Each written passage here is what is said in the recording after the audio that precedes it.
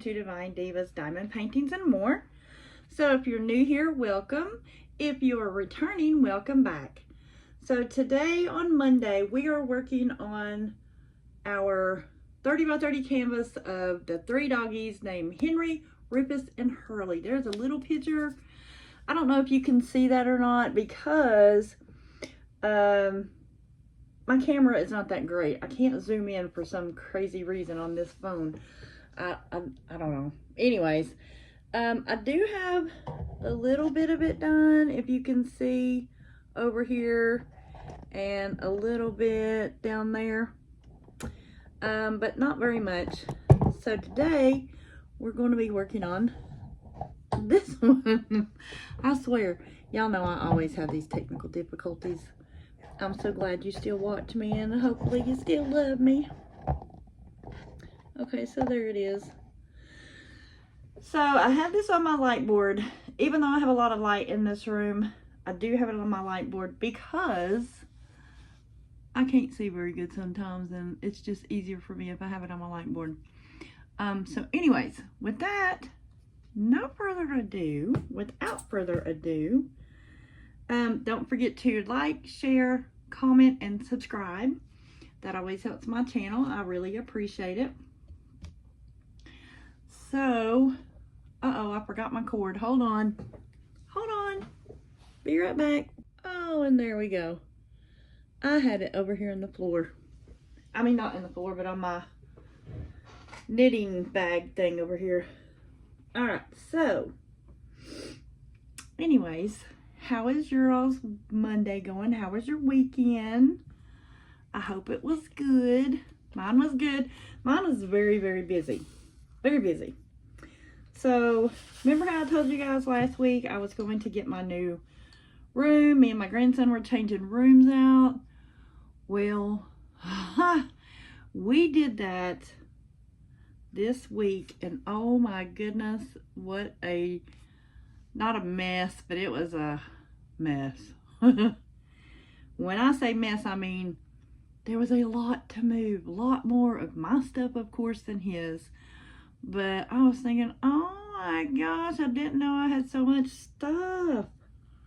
Okay, so let me just say, it was an optical illusion for me. Where did I say that? Because I thought this room was bigger than my room. I guess probably because it's the way it's laid out.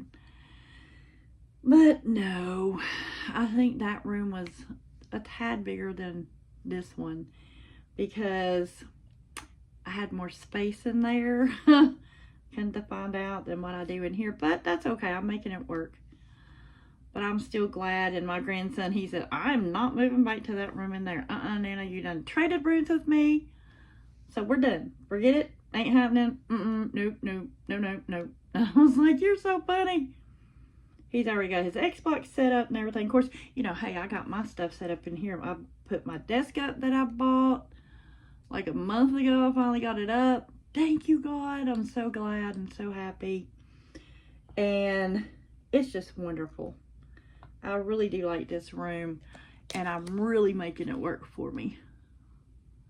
I have brought some furniture out that I didn't have before out, and I had it in my closet. Actually, it's a little, it's actually a little rolly cart thing that my dad used to have his toolbox on. It's wooden, and at one point in time I had it in my kitchen, and I had my microwave on it and had some stuff underneath it because it has drawers, excuse me, and then it has a couple shelves under there. So I decided that I was going to bring that out of the closet, and I am going to use it. So that's what I have it over here for, right beside my desk. And I am going to put some diamond painting things in there. I'm still unpacking. I'm still unpacking though, and I have because I kind of packed my room. Not really packed it like in boxes, but like, you know, overnight bags and just different things I just had around. I kind of just done all that. You know, like in laundry baskets, just different kinds of stuff. And it wasn't clothes, it was just stuff. And kind of put everything in there and doing everything that way. Because it's so much easier than carrying it in your hands and in your arms and whatnot. You know, I see some ones I missed.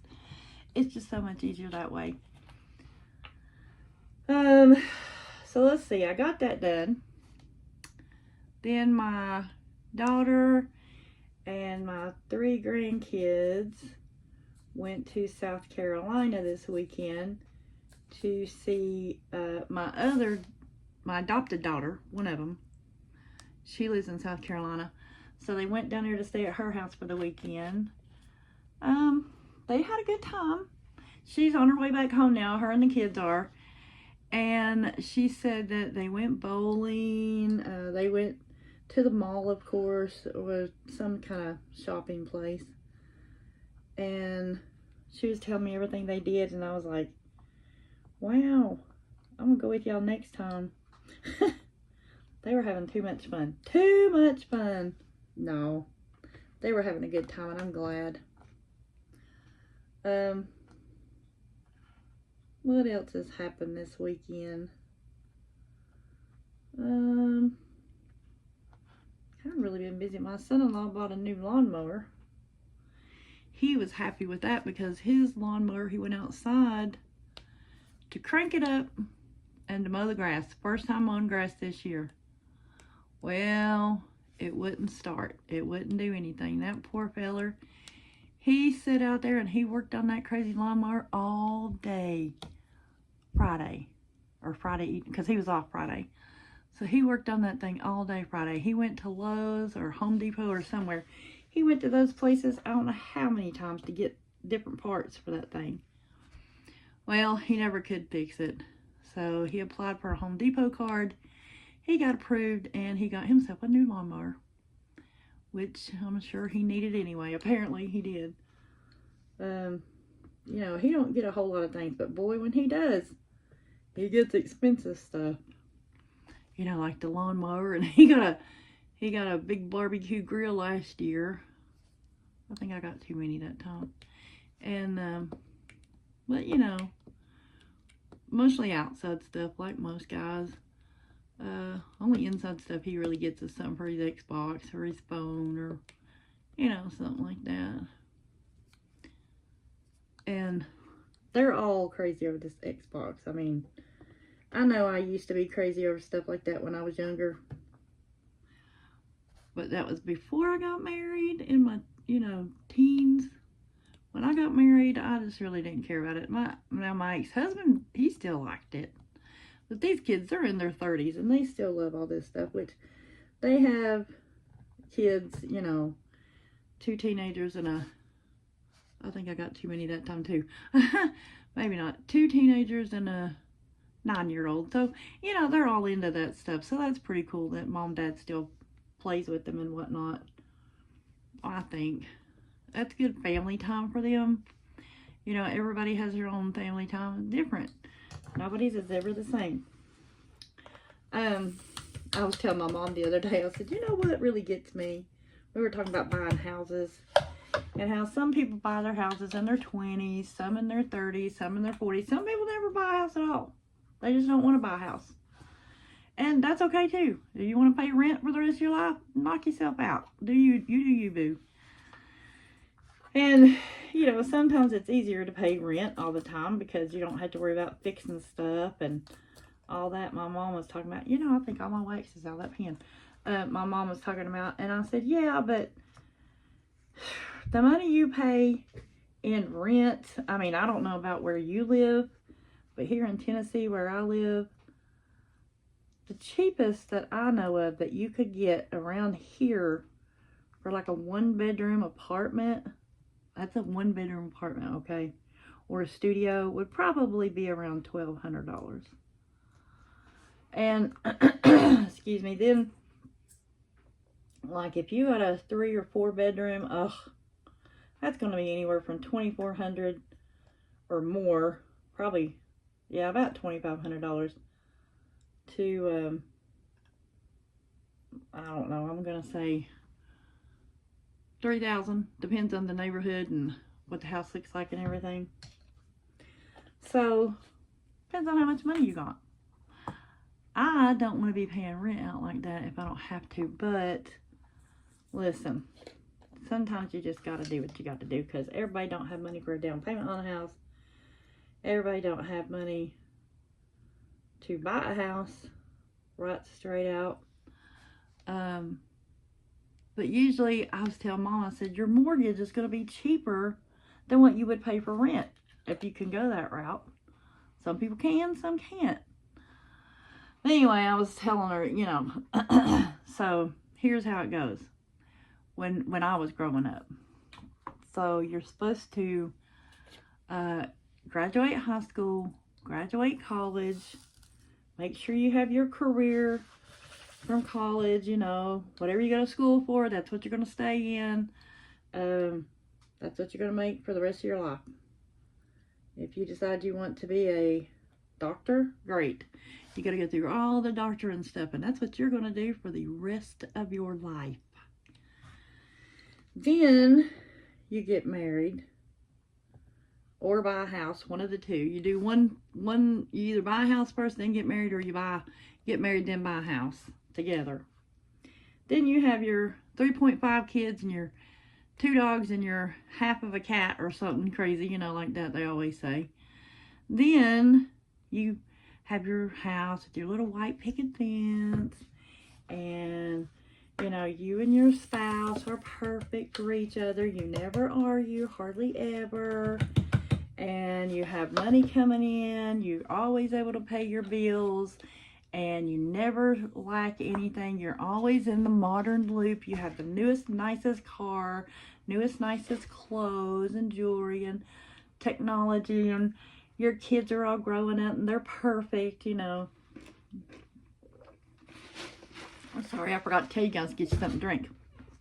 I had to get a drink of my drink. And, you know, everything's just hunky-dory perfect. You know, there's no flaws. And I was like, I would love to know who actually lives that kind of life and is happy. Because there are people who live that life, but they ain't happy. I know some people they have money like crazy, and they don't want for anything. Nothing that they want for it. Financially, they've got it made. But they're not happy. They are not happy. And I'm going to tell y'all something. I don't have a lot of money right now by far. I have had a lot of money in my past. And what did I do? I squandered it. Most of it. Well, I didn't really squander it. I mean, I bought a house and I bought vehicles, and we went on vacations and done all kinds of stuff, you know. So I'm like, I didn't like spend it on stupid stuff, you know, like, I don't know, whatever. But I've had a good time with the money I've had. I've been happy with what I've had. I'm happy with what I have now, and I ain't got no money right now. But guess what? I'm still happy. Because happiness is what you make of it. If you need to be happy whether you own a $1 million house or you live in a tent. Doesn't matter. You need to be joyful. You need to be happy. You need to be thankful for what you do have. And thankful for what you don't have. Because sometimes you can have, like I said, all the money in the world, and you could be the most miserable person alive. Of course, then you can have all the money in the world and be the happiest person alive too. You know, just remember, money don't make happiness, but it sure does help. I know that. But it doesn't make you completely enjoy life, because eventually you get tired of having all the money but no happiness, if that's how you are. You know, I know people who, like I said, who have a lot of money and they're miserable. I know people who have money and they're happy. Works both ways. Just like you have no money and you're miserable, or you had no money and you're happy. Anyway, I don't know how I got all up on that tangent. But you know me. I go do these squirrel moments. Life is what you make it. I was thinking, I was watching something on YouTube the other night, one of those little animated things. And this woman, she was talking about making your own happiness. And, you know, it was a little skit, whatever. It was like a cartoon or whatever. But anyways, it was talking about this woman just kept praying for God to open doors and help her to, you know, get a new job and help her to do this and help her to make more money and help her to be happy and help her to lose weight and things. Well, God was giving her all this stuff. He sent someone her way several times about different jobs to do at home. He sent her people or her way, you know, inviting her to the gym and everything. But, you know, she never went. And then she was like, well, why is God not helping me? Well, he was. You're not doing anything.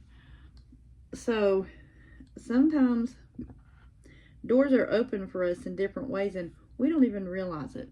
We ask for things and then it's like we forget or something crazy, you know. We asked, you know, I mean, I'm just going to say this is crazy, but we're like, Lord, can I please have a banana? Can I please have a banana tree? Lord, I'd really love to have a banana tree. You know, I'd really like to have a banana tree. Okay, so God sends you a thing of bananas. And you live in a place where you can grow banana trees. He sends you a thing of bananas. And then he sends you a banana tree. Or I don't know, you know, he sends it to you and then you just kind of ignore it and be like, oh, I don't know what that is. You get my point? My point is you need to work for what you want. You can't lose weight without doing what you need. You need to exercise. You need to eat right. You can't just say, oh, I want to lose weight and sit here and do nothing all day. Like I do. I do that. I want to lose weight, but guess what? I have all the exercise equipment in here. Or not equipment, but you know, like the yoga mats and the jump ropes and all kinds of stuff in here. And then I also have a gym membership. And I have a street to walk on out here that's flat. No hills, just flat concrete sidewalks. I have all kinds of stuff. But you know what else I have? Excuses. Excuses. I'm tired. I don't really feel that great today. My MS is relapsing. Whatever. I use every excuse in the world. And really, I don't need to. I don't have any excuses. I was thinking about that today coming home from taking my mom home from church. I thought, my neighbor has the cutest little Yorkie over here, and she told me anytime I want to come and get her, I can. Take her for a walk, bring her over here at my house, and just let her visit for a while. Just whatever, you know. And I thought I could go get this little Yorkie and take her for a walk around the neighborhood because it's really pretty out here today. But did I do that? Nope. What'd I do? I came in here and ate some lunch and watched some TV and then decided I was going to make this video. It was past time for me to make a video. So that's what I did. I mean, I could still go outside. It's still pretty outside. And it's still sunshiny out there. It's not, I don't know, it's like 5:30. Or, yeah, it's fine. I'm actually doing this on Sunday evening. But, my goodness. Anyway, my point is, it's excuses. And we all do it. You know, you can't lose weight by not exercising. At least, even if I don't lose no weight, I need to move. Move. Moving is good for you. I was getting ready to get up in a chair yesterday. You know, I was scared to death to get in this chair. To stand in it. I was afraid. Because, one, I was afraid it's going to fall, which, you know, that's a legitimate excuse because I do have MS and my balance is not that great. But even if I didn't, I was afraid to try to even do it because I thought my legs aren't strong enough to jump up in the dang chair. That's ridiculous. That's really ridiculous. For me it is anyway, because I'm like, that's not an excuse. I should be exercising and I should be doing better than this. But that's my excuse for yesterday. But I am going to try my very best. It's like when things are difficult for me or challenging for me, I feel like I have to take baby steps. And I really don't. But somewhere in my head, I feel like I have to take baby steps. Okay, I'm going to lose weight. Well, I need to learn how to eat right. So therefore, I've learned how to eat better. Watch my carbs. Watch my fats. Watch my sugars. Watch my fiber. Watch my calories. Watch all this stuff. You know, I understand how many calories I'm supposed to have now, how many carbs per meal, how many meals, how many, you know, things of water, what, everything like that. So that's not an excuse anymore. Can't use that as an excuse. Well, I don't know how to eat right, because I do. So now it's time to exercise. And I know everybody's like, well, it's getting warmer. You can exercise outside. But you see, with MS, I can't do that because it really, the heat bothers me. I can't be out in the heat like that. I get super sick. But I can go to the gym. And I can work out in my house. They both have air conditioning. So you guys just pray for me, because I really need help in this area of my life. And you know, my preacher was, well, not my preacher, but we had a guest preacher today. But he was talking about in Romans how it says our body is a living sacrifice unto the Lord. A living sacrifice. Now, what does that mean? That means sacrifice. And you know, the Bible also talks about how when in fasting and in prayer, it doesn't say you don't have to fast. You can if you want, if you feel like it, fine. If you don't, it's okay. It says in some things come only by fasting and prayer. And so what does that mean? We are supposed to be fasting. It ain't a do you want to, it's a you need to. As a Christian, you should be fasting. And that just really got to me. I'm thinking, you know what, Lord, I have really let you down, and I've let me down because I've let you down. And I don't like that. Sorry, these drills are really trying to stick to my pen here, and they're getting on my nerves when I'm trying to move them. Anyhow, yeah. Oh, my cousin, just an update on him. My cousin's husband that fell off the ladder and got hurt, he's doing tremendously better. He is almost 100% better than what he was. He is got his mind back. His face is doing good. The broken bones and everything in his face. So thank you guys for praying for him, everybody who did, because he is doing miraculously better. I appreciate all the prayers that have went up for him. Let's see, how long have I been on here? Oh goodness, I've been on here over 20 minutes. So I guess with that, I'm going to wrap it up, and I'm going to go and let you guys go spend the rest of your week, well, rest of your evening, whatever, you know, doing whatever you got to do. And so remember to be kind, to love like Jesus, to laugh, because laughter is the best medicine, and to smile, because you never know whose day you're going to make by smiling at them, and you may even make your day by smiling at them. So remember to share, like, comment, and subscribe, and I will see you on Wednesday. You have a blessed day. Bye.